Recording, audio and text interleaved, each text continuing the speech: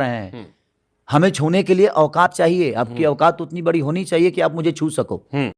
और मेरी वाइफ बहुत खूबसूरत है, वो अंदर से जितनी खूबसूरत है उतनी बाहर से भी खूबसूरत है। हमारे 2 बच्चे हैं और मैं अपने बच्चों से बहुत प्यार करता हूँ।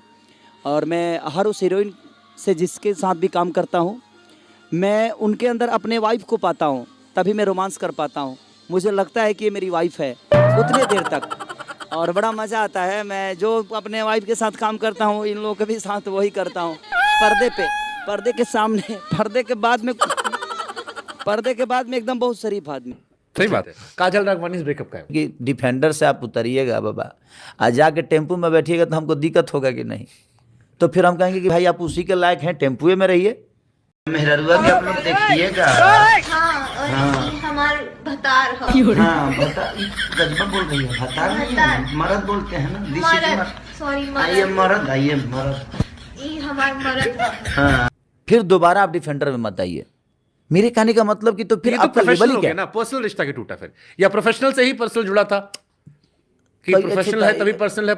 तो बाबा जी बताइए कि वो प्रोफेशन नहीं होता तो पर्सनल कैसे होता? काजल जी एक बार फिर से आई लव यू बोल दीजिए।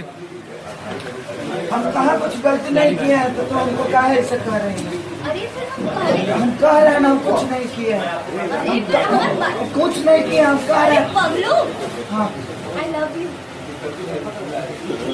दिन सोना का नहीं तो फिर हमारे पास पर्सनल कुछ है ही नहीं, पर्सनल एक ही है, हाँ, बीवी और बच्चे, हाँ। और बाकी हमारी जनता। हाँ। बाकी जो इंडस्ट्री के लोग हैं ना, ये प्रोफेशनली